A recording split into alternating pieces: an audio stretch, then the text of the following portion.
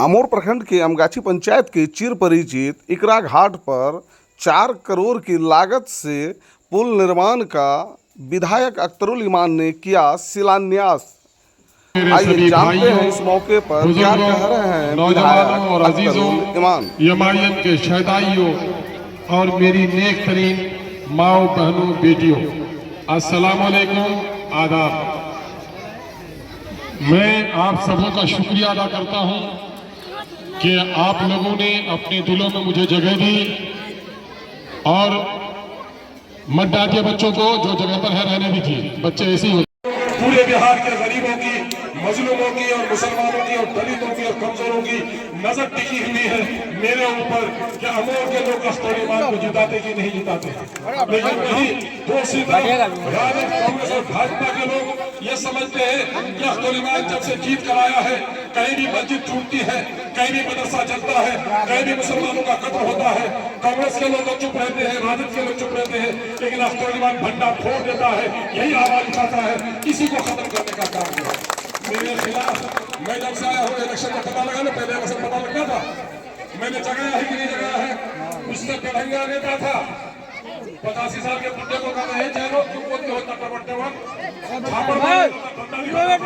लेकिन आज वो जालिम नेता और बदतमीज नेता सलीके से बात करता है कि नहीं करता है। सुलह है कि नहीं कुछ, अगर 16 आना नहीं 8 आना सुलह है ना, ये सुलह है किसकी वजह से?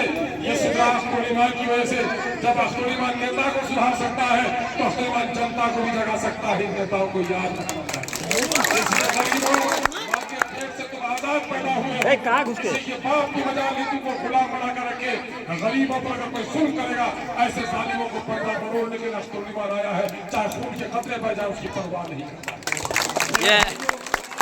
वक्त नहीं है कि मैं तभी गुफ्तगू करूं, लेकिन इतना बताओ कि क्या इन कामों के बाद दोबारा मुझे यहाँ से इलेक्शन लड़ना चाहिए कि नहीं लड़ना चाहिए?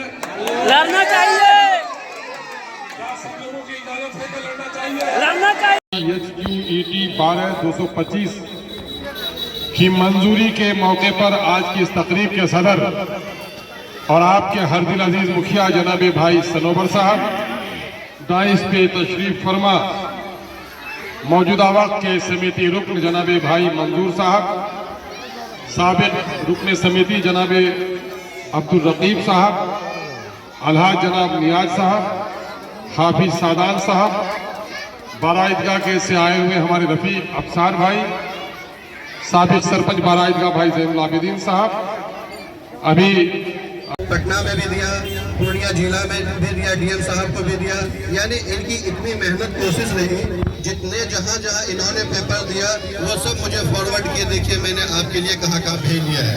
लेकिन बदनसीबी हमारी ये है, ये दोहरी सरकार हम सीमांचल वासियों को हमेशा परेशान कर रखी है और हमारे जो भी टेंडर होता है उस टेंडर को रोक लगा दिया जाता है, जो भी पेपर जाता है उनको रोक दिया जाता है। लेकिन अख्तरुल ईमान साहब अपने मेहनत मशक्कत से पार्लियामेंट में हर जगह आवाज उठाते हुए बड़ी मुश्किल से इन्होंने इस पुल को पास करवाया, और जो कि हालांकि थोड़ी देर जरूर हुई, क्योंकि अभी कुछ लोग कहते हैं अब क्या होगा। आई थी, लोगों को बड़ी बेचैनी थी, तो ये योजना मंजूर हो गई है। इसी वजह से मुखिया जी की तरफ से था कि योजना मंजूर हो गई है, तो कम हम आप आइए, लोगों को के दरमियान में इस पैगाम को दीजिए, वही पैगाम देना था यहाँ पे। एक तो ये कार्यक्रम था कि अमोर के पश्चिमी हलके के 8 पंचायतों के वर्कर्स की मीटिंग थी दारीपुर चौक में, और दूसरा एक बहुत दिनों से ये आमगाछी धार पर जो देवड़ी रोड जाती है उस पर पुल के निर्माण का मसला था।